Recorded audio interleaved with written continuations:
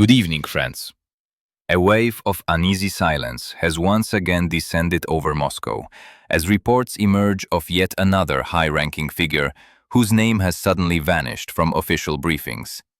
This time, it's General Sarvarov, the head of operational training within the Russian armed forces. His passing marks the third such mysterious loss among generals in the capital this year. Each incident follows a strangely similar pattern: abrupt, quiet, and shrouded in vague explanations. While state channels attempt to maintain an air of calm, those within Moscow's inner circles whisper of growing unease at the top. Questions are multiplying. Who is next, and what is happening inside Russia's military hierarchy? At the same time, cultural figures are struggling to keep their image intact amid the changing public mood. Larisa Dolina, once a celebrated voice of Soviet jazz and Russian pop, appeared in public for the first time in months. The scene was striking, an audience sitting in near silence, hesitant applause coming only from a few older fans in the front row. Her words, "Merry Christmas, Happy New Year," floated through the room with the weary tone of someone who feels the applause has long faded. Dolina's latest appearance was tied to her personal academy, a project she once said would revive Russian music. But even here, the energy seemed forced. Pensioners clapped politely, some recalling her infamous masterclasses on earning through apartment sales, while younger attendees simply filmed the moment for social media, exchanging glances of quiet disbelief. Meanwhile, government channels continue to boast about what they call a complete digital sovereignty. The announcement came in a brief, almost cryptic statement, attributed to an unnamed author. It proclaimed Russia's success in creating a fully independent digital ecosystem, though no one could quite explain what that meant in practice. Many commentators online greeted it with irony, sharing images labeled "Happy Investor," a painting depicting a suited figure smiling against a bleak industrial backdrop, captioned "Putin's Russia, 2025." The artwork spread quickly across Telegram channels and was even reposted by former officials now living abroad. While culture and politics continue their uneasy dance, the economy tells its own story. Russia's funeral industry, one of the most macabre reflections of the country's current state, has reported record profits. In just 1 year, revenue for the top 5 funeral companies rose by 24%, reaching nearly 15 billion rubles. The contrast is stark. As living standards decline, death itself has become big business. It's a silent economy that flourishes in the shadows of war, driven by tragedy and necessity. Analysts note that behind the numbers lies a deeper story: the cost of human life, the bureaucratic profits of loss, and the quiet normalization of a reality that once would have seemed unthinkable. And yet, even against this somber backdrop, a strange sort of optimism is broadcast daily. Russia stands strong, the headlines repeat. The world envies our stability. But the tone is tired, the delivery mechanical. The gap between rhetoric and reality grows wider with every passing week. Somewhere beneath the surface, beneath the silence of official statements and muted applause, something is shifting. Something that even the most loyal propagandists can no longer entirely conceal. Stay tuned, because what unfolds next is even more revealing. The story that follows exposes not just hidden fractures inside Moscow's power circles, but the disillusionment of those who once believed in the promise of a new beginning. The next chapter takes us far from the glittering concert halls and official press releases to the ruined streets of Mariupol, where the same people who once voted for annexation now find themselves pleading for survival. What they discovered will shock even the most hardened observers. Don't go anywhere. This is only the beginning. The story moves south, to the gray and broken horizon of Mariupol. Once a vibrant industrial port city, its skyline now tells the story of promises made and quickly betrayed. Residents who survived the siege and destruction of 2022 remember the winter when everything changed. Many of them stayed behind, convinced by official broadcasts that joining Russia would bring stability, reconstruction, and normal life. They believed the speeches, the flags, the promises of protection. But 3 years later, those same residents record videos in the ruins of half-rebuilt streets, begging for what they were told was guaranteed: the simple right to be paid for their work. In one such video, a group of builders and welders stand in front of a damaged apartment block. Their faces are pale with exhaustion, their voices trembling from the cold. They speak directly to Moscow, to the so-called leaders of their new homeland. "We are the residents of the Donetsk People's Republic, from the city of Mariupol," one man reads from a sheet of paper. "We lived through the destruction of our city in the winter of 2022. Later, we voted to join Russia. We believed in change. We stayed here to rebuild, to work, to raise our children." His voice falters as he reads the next line. "But for September and October of this year, we have not received our wages. We were promised payment by December, but now it's December 20th, and nothing. We cannot feed our families." The camera pans across the group: men, women, a young mother holding a child bundled in a worn coat. One worker adds quietly, "It feels like we've been forgotten." Behind them, a billboard still displays a slogan from last year's reconstruction campaign: "Together we build the future." The irony is painful. The company names mentioned, LLC POC, LLC REST, were supposed to handle reconstruction contracts worth millions of rubles. Their representatives, named in the resident's statement, vanished from the city weeks ago. Meanwhile, those who actually did the work now stand in freezing wind, asking for justice that no one seems willing to deliver. Social media users in Russia began sharing the video late at night.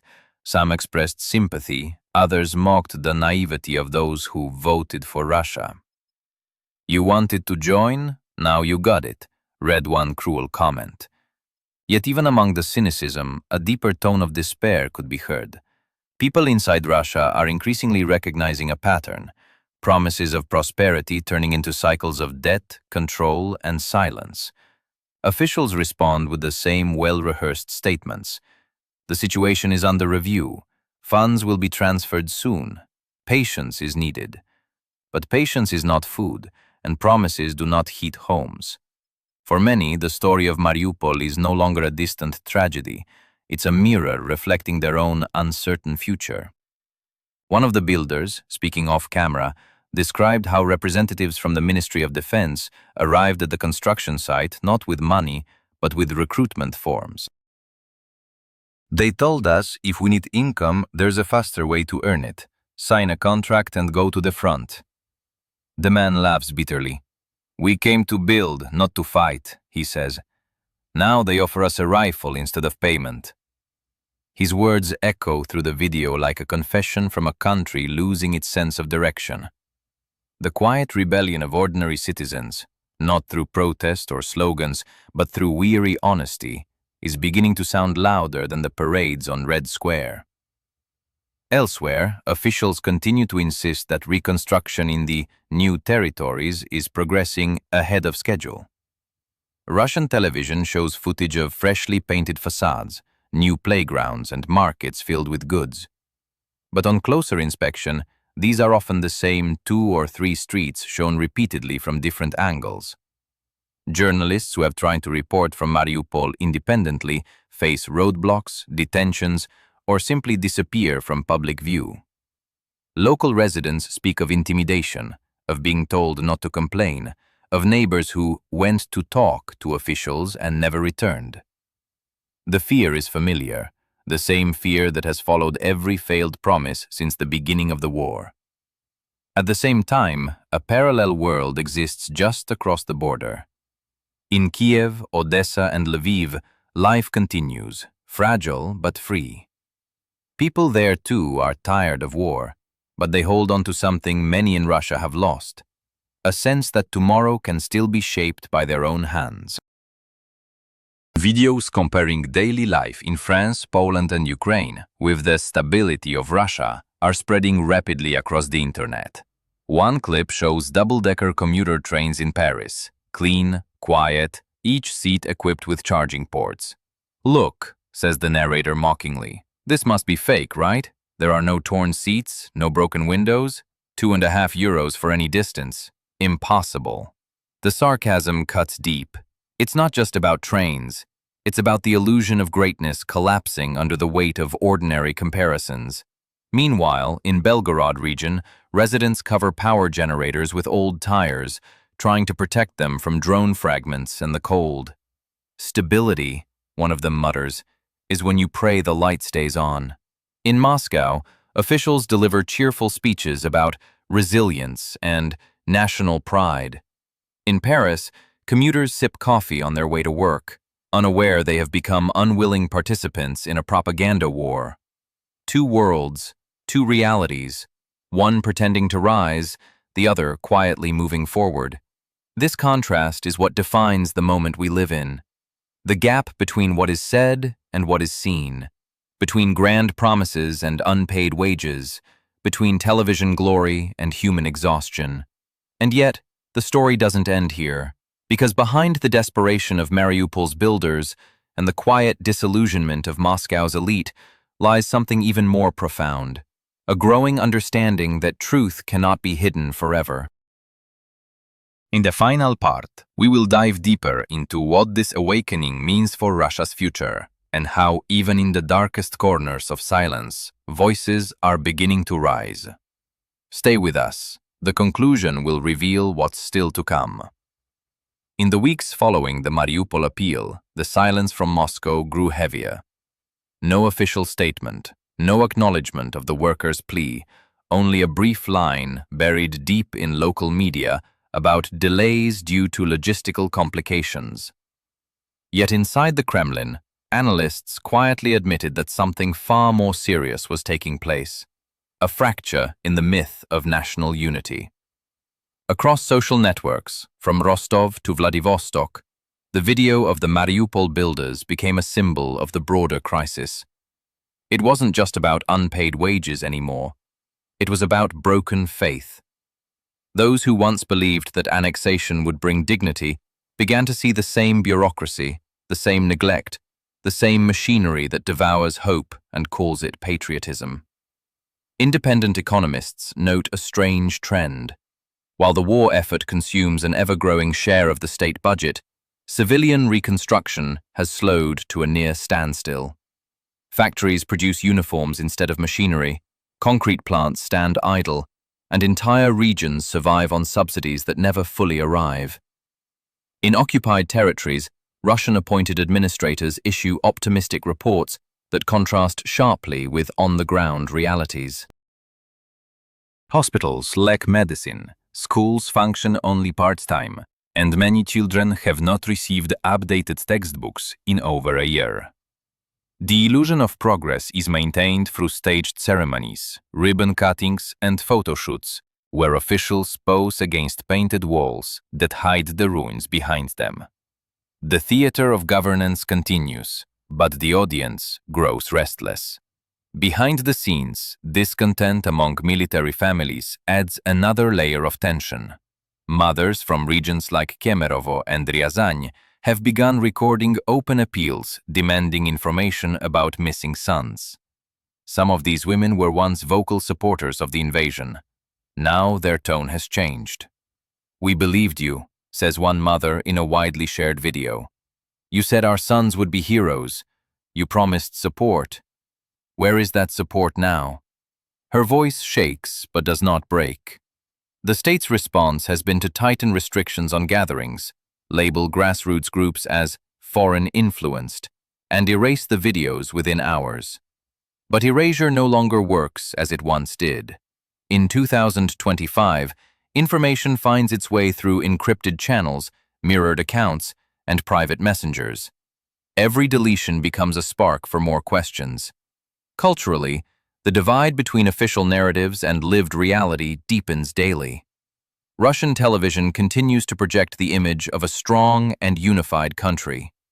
Patriotic concerts are broadcast on national holidays, where aging stars sing of victory and destiny. Yet in small provincial towns, attendance is dwindling. People watch with detached politeness, clapping out of habit rather than belief. Younger generations turn to YouTube, Telegram, and TikTok, where independent voices offer alternative perspectives, sometimes satirical, sometimes heartbreaking. These new storytellers speak not in slogans, but in lived details. The price of bread, the cold classrooms, the broken roads, the fear of speaking too loudly. In their words, the truth finds quiet refuge. Outside Russia, the perception of its internal unraveling grows sharper. European media report on the paradox of a country that claims strength while quietly suffering economic stagnation. In France and Germany, experts discuss the long-term impact of isolation. Russia is experiencing a controlled decline, one analyst in Berlin notes.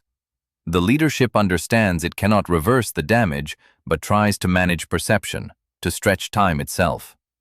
Meanwhile, in Paris, the same double-decker trains that went viral on Russian social media continue to run smoothly, a small but powerful contrast to the narrative of Western collapse that Moscow broadcasts each day.